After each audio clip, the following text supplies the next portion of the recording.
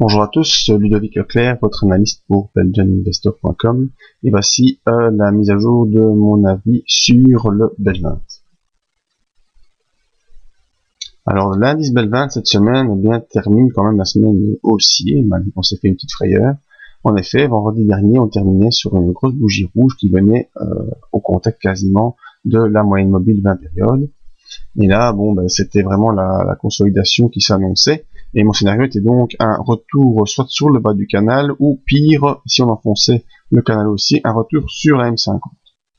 Lundi, petite réaction haussière qui n'a rien changé. On est revenu au-dessus des 38% de retracement, mais on n'a pas vraiment gagné, étant donné qu'on est resté en dessous de cette zone de résistance à 2263 points, correspond à toute ces ombres basses ici qu'on a eu, et le haut de ce Marubozu de début février. Donc cette séance de lundi, réaction purement technique. En effet, mardi, on revient sur la M20, on l'enfonce. Mercredi, on poursuit l'enfoncement malgré une tentative de retour. Puis jeudi, la séance commence très très bas, en gap baissier. Un gap baissier qui semble même rejoindre le bas du canal que j'avais tracé.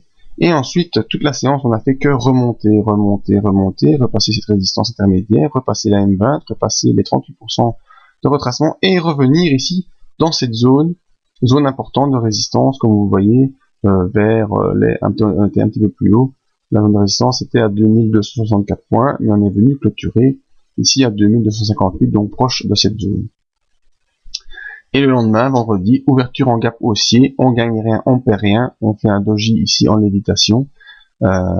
C'est pas gage d'assurance de la poursuite de la hausse, mais en tout cas, c'est un gap haussier qui permet d'avoir une fenêtre ici, compris entre 2261 et 2272, fenêtre haussière qui jouera un rôle de support pour les prochaines séances.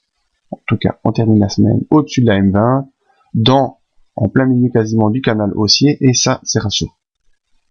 Voyons nos indicateurs. Le MACD, bien lui, qui était bien sûr en baisse suite aux différentes consolidations et enfoncements de support, bien était en baisse. Tandis que, voilà, cette séance de vendredi, jeudi-vendredi, on casse un peu la tendance baissière, on reste toujours malgré tout sous le signal qui est toujours baissier, et donc il n'est pas exclu d'avoir un faux croisement haussier, enfin, un non-croisement haussier toujours à suivre, venir attentif. Le RSI, que nous dit le RSI? Eh bien, le RSI nous dit que malheureusement, le BEL20, lui, a cassé sa zone, son oblique de support qui maintenait ici le cours dans une dynamique haussière assez importante. On a cassé cette oblique au début février, et malgré un retour ici dans la zone au-dessus de 60, eh bien, il faudra être attentif à un probable, ou possible, en tout cas pas probable, mais possible pullback sur cette ligne, ce qui devient maintenant une résistance.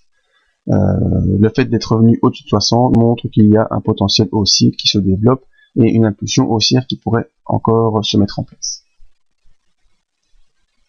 L'OBV, très important, l'OBV, on voit que le BEL20 a été très fortement vendu début février et que depuis on reste dans cette zone basse de volume de vente important, et la séance de jeudi-vendredi n'a pas permis de regagner grand chose par rapport au volume qui a été vendu les semaines précédentes. Donc prudence sur l'OBV. Les volumes acheteurs ne sont pas très présents. Le stochastique, lui, croise son signal à la hausse, signal qui reste encore baissier, donc on n'est pas en retournement haussier, on a un signal potentiel de retournement haussier, mais il faudra attendre confirmation début de semaine prochaine. Donc les indicateurs, le MACD est toujours baissier, le RSI a cassé sa ligne de support, mais il revient quand même dans une zone haussière.